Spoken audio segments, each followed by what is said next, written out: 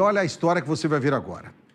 Tem uma quadrilha, não é um vigarista, são vários que estão se passando por escritórios de advocacia para conseguir extorquir dinheiro de vítimas, pessoas que têm processos na justiça. Eles conseguem descobrir detalhes do processo, como o número do processo, conseguem descobrir o nome das partes, pessoas envolvidas e, curiosamente, descobrem até o teor da ação que está na justiça. A partir daí, eles conseguem fotos dos advogados que representam as vítimas, pessoas que são beneficiárias nas ações e que ainda não foram finalizadas, ligam para as pessoas e dizem, ó, seu processo está finalizado, mas para isso você precisa pagar um DARF, não é Pix, não é depósito na conta, não, é um DARF. O mais impressionante de tudo é o documento fiscal. A pessoa paga, você não vai ter dúvida disso. Seu advogado te manda uma mensagem, tá ali a foto dele e um DARF. Não passa de golpe. Veja só. No primeiro contato, o golpista se identifica como advogado. Com os dados da vítima e número do processo, ele informa o assunto e deixa claro que o processo de indenização está em fase de liberação. Depois, diz que o cliente vai receber R$93 mil e solicita os dados bancários. Em alguns minutos de conversa, o golpista diz que vai ser necessário o pagamento de uma taxa de aproximadamente R$4 mil e recomenda, como advogada do caso, que seja feito o pagamento, pois só assim os R$93 mil serão liberados no prazo de 30 a 60 minutos. A vítima fez o pagamento e só depois descobriu que era golpe. O criminoso usou o nome do escritório do Dr. Sérgio, que explica como tudo aconteceu. Um cliente ele contactou com a gente dizendo que algumas pessoas se passaram pelo escritório, que o processo dele já havia sido liquidado, que só faltava ele pagar uma taxa para ele receber o valor. Tá? Infelizmente, isso não é verdade. E ele foi conduzido, na conversa com essas pessoas, esses falsários, né? Ele foi sendo conduzido a fazer o pagamento de uma suposta taxa para liquidar o processo.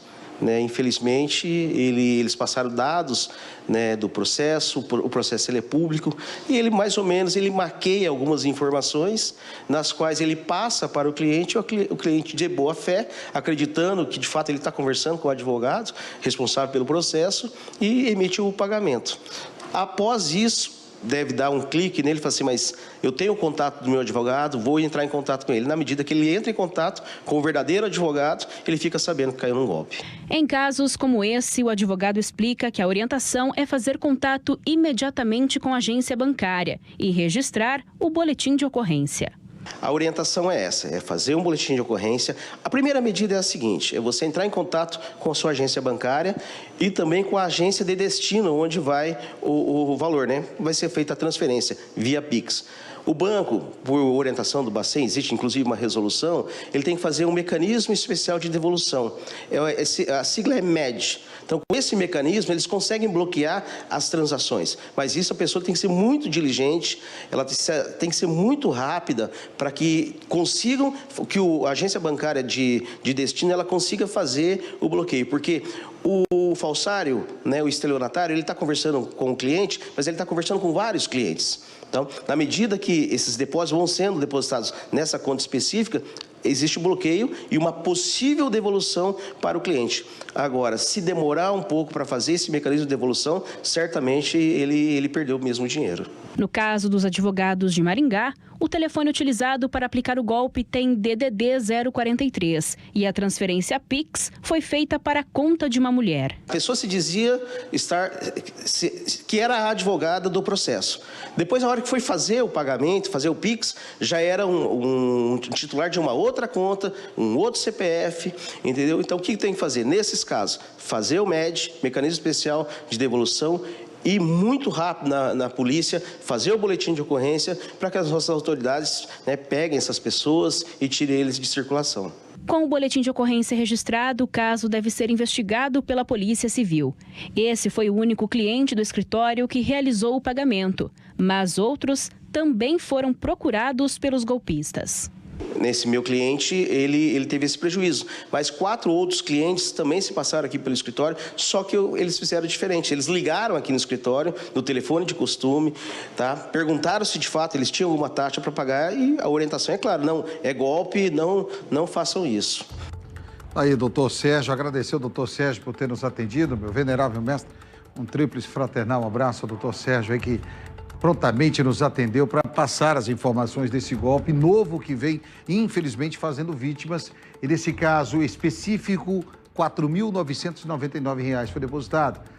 3.998, perdão, tá ali, ó, o DARF, incluindo a selagem e autenticação em microfilmagem, 3.999. Dá para acreditar nisso? Teve outro caso de R$ 14.000 também, que o doutor Sérgio já havia me informado.